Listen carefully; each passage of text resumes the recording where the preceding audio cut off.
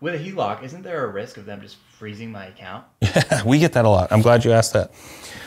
So where that comes from is back in 2008 when we had the real estate meltdown. You know, I love the movie Big Short because, you know, you had the main characters in the movie Big Short were like, holy crap, we're in a housing bubble and real estate's going to go down. And all the other financial people were like, are you kidding me? Real estate go down? You're crazy. You're nuts. That doesn't happen. They ended up being right? So during the housing crisis and the real estate crash of 2008, you had pockets in America where you had rampant foreclosure. And in those areas, let's say you have a HELOC where you have a credit limit of $300,000, and that was based on a value of $350,000, right? Well, if you've maxed that sucker out, and now the bank knows that the value of your home is $250,000, well, you're upside down. And the HELOCs that people traditionally consume are second lien position HELOCs, where the bank has less collateral rights to the home. Because if it's behind a mortgage, the person in first lien, if you defaulted and they needed a short sell, you foreclose, sheriff sell this thing, they need to liquidate that asset, the first lien holder gets all or most of what it's sold for. The person in second lien, aka HELOC, traditional HELOC, doesn't have guaranteed collateral rights because there may not be any crumbs left over after foreclosure. Now, that didn't mean that the vast majority of Americans in 2008 foreclosed. That means there was pockets, let's say Atlanta, Memphis, Miami, Vegas, parts of California.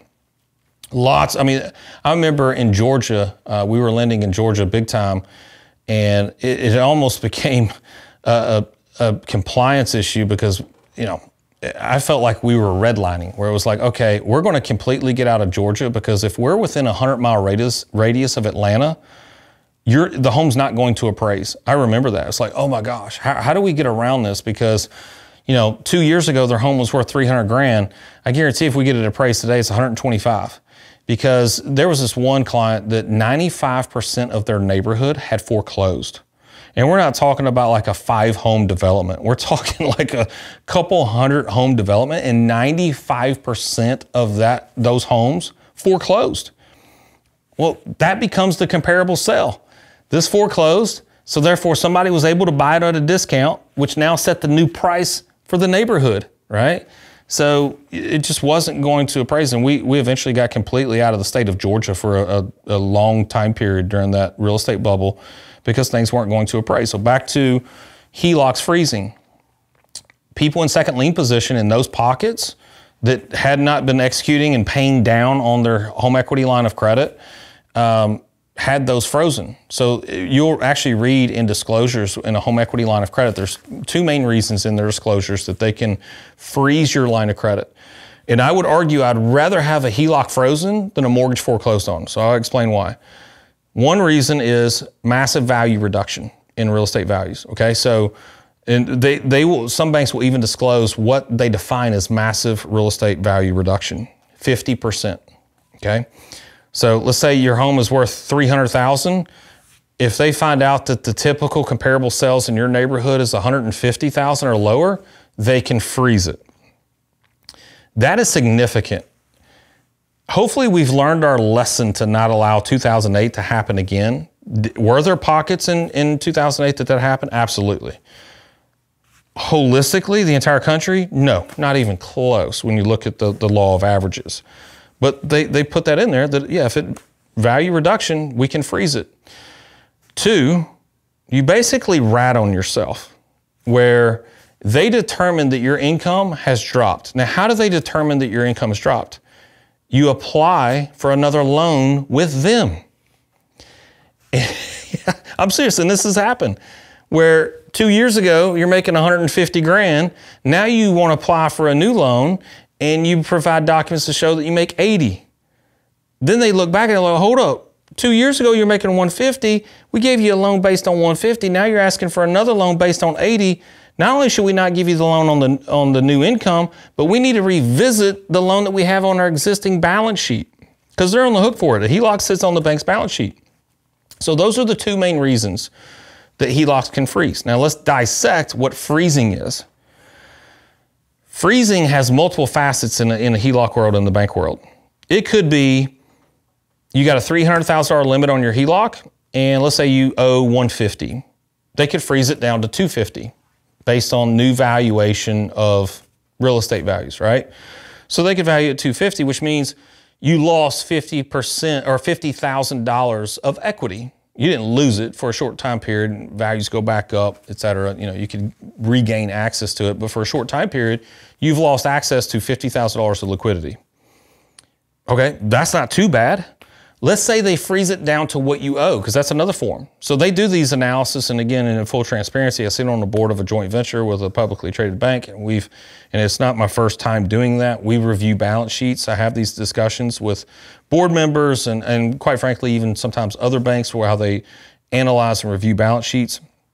So they will run an analysis and determine what that freeze looks like. Let's say you owe $150,000 and the credit limit used to be $300,000. They could freeze it down to $150,000. Okay, so now you don't have access to any of your equity, but did you in a mortgage? No, you didn't. You never had access to your equity in a mortgage. Okay, cool. So as I pay down the $150,000, I will regain some of that access, but it's not the end of the world. Another form, here's one of the more drastic forms of freezing, is you owe $150,000 and they freeze it down to $140,000. You need to come up with 10 grand. Now, let's conversely look at a mortgage. Right, so now we've talked about all the different types of freezing with a home equity line of credit. Let's talk about in the mortgage world what this looks like. There's a document that people sign, everybody signs on a mortgage. If you get a mortgage, I don't care what type of mortgage, you sign this document. Most people don't even realize what it is. They're just told by the notary or the closing attorney and the loan officer, sign down here. And they sign. It's usually 7 to 10 different ways. It's called the mortgage acceleration clause. 7 to 10 different ways the mortgage holder can accelerate the loan due within 90 days. And if you read those 7 to 10 different ways, they're so ambiguous. I mean, it's written for them. These are legal documents that you're signing a contract that they constructed. You don't get to negotiate. It's kind of like this new lease that we're signing for our office building. I had my attorney involved and their attorney involved. So they sent it over to us. This thing has been revised probably a dozen times because the original version was only to benefit them, not us, and didn't give us enough flexibility. That's the way mortgages are. It is one-sided, and you don't have the ability to say, I'm going to take this to my attorney, have them take a look at it, and I'll send it back to you for revisions.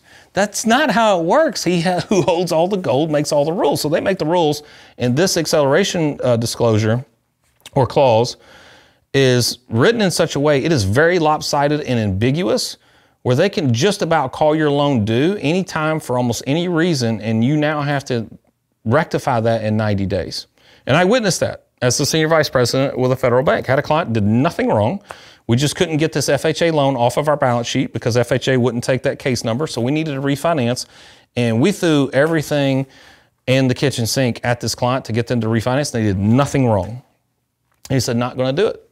I mean, it was a no-brainer that he should have taken it, but he didn't take it. And it was, we're going to give you $1,000 cash. We're going to defer your payments for another 2 months. We're going to lower your rate, which lowers your payment, and you're not going to be on the hook for any other additional fees, nor are we going to bake them in. We just need this $300 and some odd thousand off our balance sheet and get it under another FHA case number, so FHA will take this. He wouldn't do it. So the attorneys got involved and said, fine, then we execute the mortgage acceleration clause. You either move out or you refinance. He didn't do anything wrong. So that's the mortgage acceleration clause. There's a lot more flexibility in a HELOC than there is a mortgage. So I go back to my original statement. I'd rather have a HELOC that is frozen than a mortgage that is called due. And let's talk about the flexibility. Aside from freezing, let's say hard times, right? You've got a HELOC, and this could probably be a totally separate video talking about, you know, surviving versus thriving, a HELOC versus a mortgage. But let's say you hit some hard times financially and in the mortgage world, what is due on the first of every month? Your mortgage payment. You got to make a mortgage payment. Now, there might be some leniency, not on your credit, but there might be a little bit of leniency on the lender that, okay, you missed a month. We're going to report that to your credit. Your credit's going to deteriorate. All right, you missed 2 months. All right, now you're 60 days behind. You know, it's not time to foreclose, but your credit's really going to suck. 90 days, okay, it's really bad. Now we're calling you, we're sending you letters of potential default and foreclosure. 120 days, you should have already packed. It's time to move out because on the first of every month, that payment is due, even if you don't have the resources. Now, let's say you had a home equity line of credit that in the beginning you got approved for $300,000, but you only needed $150. Your credit limit is $300,000, your balance is $150. Sometime in the near future, you find yourself financial hardship. Yes, the HELOC payment is lower because it's interest only versus the mortgage payment, but that's still, I don't care if it's interest only, any payment, if you're on a financial hardship, it still sucks. Well, here's the cool flexibility of a HELOC is you can actually use the credit line to pay itself. So let's say you had an interest only payment of $500 and you didn't have $500. No problem. You got $150,000 in your piggy bank right there called a home equity line of credit. How many months can you go paying $500? A long time. And that's why in 2008, specifically folks that had a first lien position home equity line of credit had a 115 times lower default rate than folks with a mortgage. And I didn't know this until well after 2008 when I started this business and we started working with some hedge funds that were buying up first lien position HELOC paper. And you just ask the obvious question, why are you so attracted to this paper? Why do you want to buy it up? It's like, because we hold a lot of mortgage paper. It's like, cool, I get that. You always do. But why specifically are you trying to consolidate and get as much HELOC, first lien position HELOC paper as possible?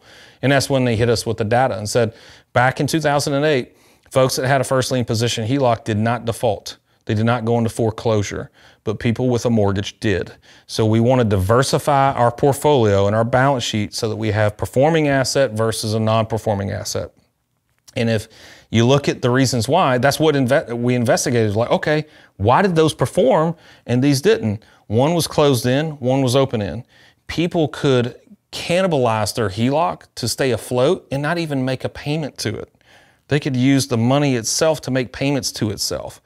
So that's why, and you're not reported late. That's recorded as an on-time payment. And it could be as simple. There are other banks that will mechanize this, like for the one I sit on the board with.